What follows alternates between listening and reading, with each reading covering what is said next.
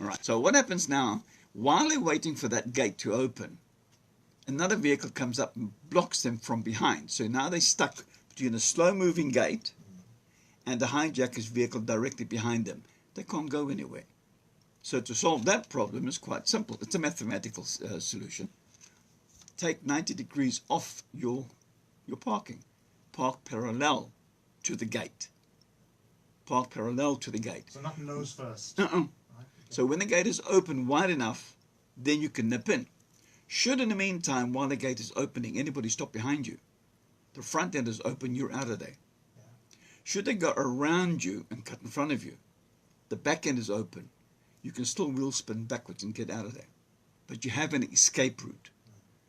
Number two, manually operated gates.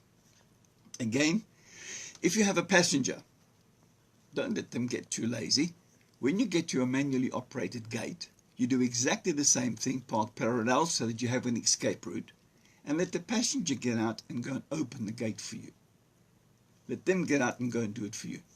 Now, I know that your missus said, or I don't think it's going to happen in your case. No, an electric motor. Thank Okay. you. But I do the parallel thing. It's another. It's another thing. Brilliant. It works. It works. I did the course with you, I don't know, 20 years ago, maybe. Easy. Now, yeah. as you approach the gate, now we're talking about prevention, so you've got to find these guys before they find you. Now, what people do is they, oh, thank goodness I'm home, and they ignore everything that's happening around them, have got no idea of what's cooking around them. What you should do is, as you start going home, in specific what we call the 300-meter rule. So as you turn into your road, 300 meters on either side of your house, you can see to the horizon. So don't tell me you can't see 300 meters. So you go 300 meters on either side, any movement, any people around, and don't forget those 3 mirrors you have to tell you what's happening from behind.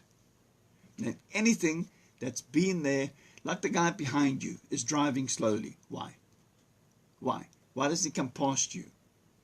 You know what I mean? That's a clue. Look for something that is out of place. And that gives you the clue to say, hey, I don't live here anymore.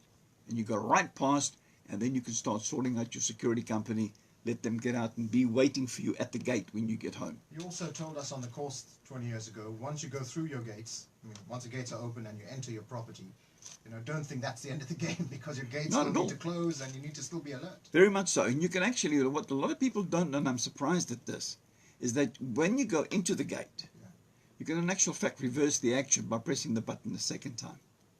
So you open the button, you press the button, your gate opens, you nip in and stop on the other side of the gate. Then you press the button again and it reverses the action of the gate.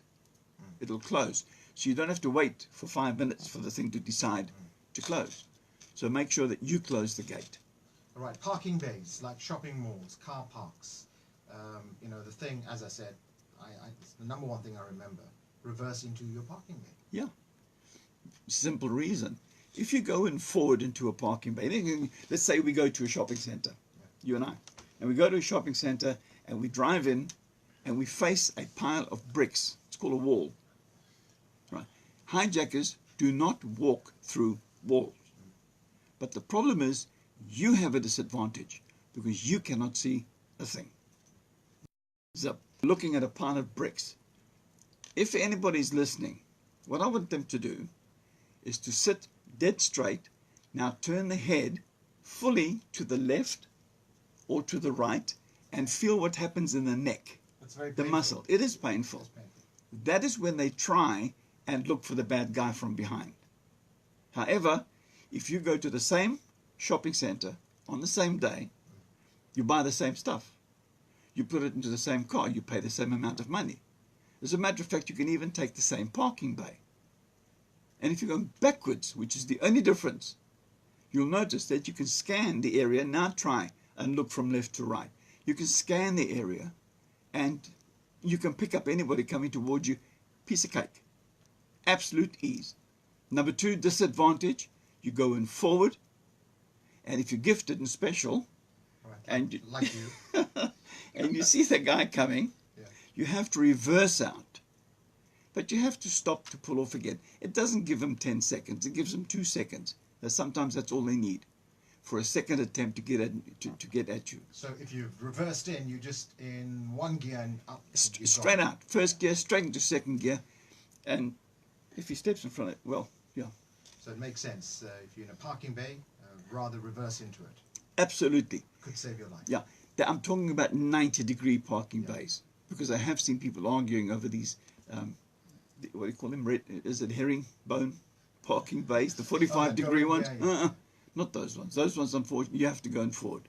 Be aware of what's going on around you. But the 90-degree, anywhere where you park 90-degree, put your bum in first. Our remaining moments tonight with the traffic guy Johann von Bargen in studio. His website is trafficguy.co.za.